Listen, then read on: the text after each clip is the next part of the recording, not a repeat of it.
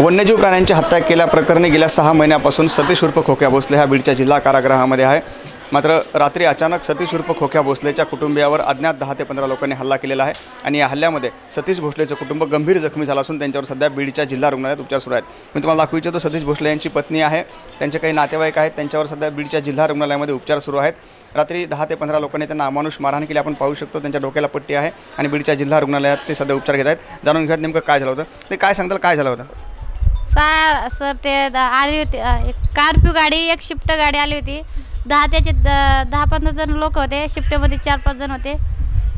त्याच्यामध्ये गाडीमध्ये उतरले खाली, ते म्हणले इथं कशाला राहिलेत 5 दिन, हो तुम्ही इथून जा, इथून निघून जा, कशामध्ये राहू राहिलेत तुम्ही, त्याच्यामुळे तुमचं घरदार सगळं पाडून टाकितलं तर तुम्ही इथं कसं काय राहू राहिलेत। आम्ही 100 वर्षापासून राहतो सर तिथं, तरी ते लोक तसं म्हणून आम्हाला हाणमार करून राहिलेत। हो सर, जावलं होतं ना, आमचं घर बी जाऊन टाकितलं तरी आम्हाला न्याय भेटला नाही साहेब। आता माझ्या बहिणीवर असं घेऊन चालले होते, माझ्या बहिणीला ओढून घेऊन चालले होते, तिकडं ओढून चालले होते, घेऊन चालले होते। मी त्याच्या अंगावर पडली, माझ्या डोक्यात कुठं टाकली, माझी बहिणीला तिकडे घेऊन गेल्यात आणि तिकडं काहीतरी माझ्या बहिणीला अत्याचार झालेत। सांगितलं साहेब पोलिसाला, मी म्हणलं हुडका साहेब, तुमच्या पाया पडती 10 पोटाची विनंती आहे, तुम्ही हुडका माझी बहिणीला कुठं घेऊन गेले, कुठं काय केलं काय नाही, मारून टाकली काय केलं।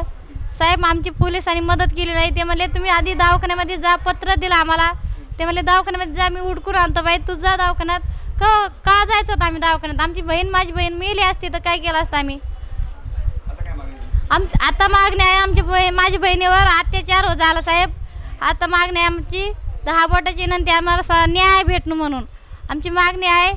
आता आमच्यावर असं बार कम असं होऊ राहिलं, आमच्यावर अन्याय कमून होऊ राहिलं, त्याच्यामुळे निश्चित आपण पाहिलं की सतीश भोसलेचे हे कुटुंबीय आहे। ज्यावेळेस सतीश भोसलेवर गुन्हा दाखल झाला होता वन्यजीव प्राण्यांची शिकार केल्याप्रकरणी गेल्या 6 महिन्यापासून सतीश भोसले हा बीडच्या जिल्हा कारागृहामध्ये आहे। आणखीन काही कुटुंबीय आहे, जाणून घेऊयात नेमकं काय झालं होतं, तुम्ही किती लोक घरामध्ये होता? आम्ही आपली भाषी आहे, लहानपण मग आपली भाषी आहे।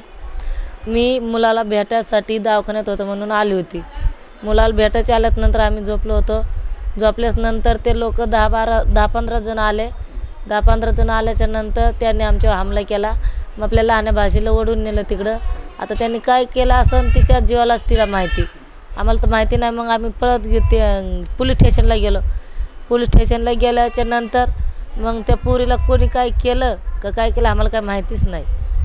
मला सांगा की म्हणजे तुम्ही गंभीर जखमी आहेत, दिसते की तुमच्या डोक्याला पट्टी आहे, त्यांच्या डोक्याला पट्टी आहे, तर आता तुम्ही रुग्णालयामध्ये आहेत, पोलीस तुमच्याकडे आले होते का? तुमची काही फिर्याद वगैरे घेतली? आमची काहीच फिर्याद नाही घेतली पोलीस लोकांनी, मुलीची काय घेतली असेल, मुलींनी काय सांगितलं असेल ते मुलीलाच माहिती, आमची काही घेतली नाही, काहीच नाही।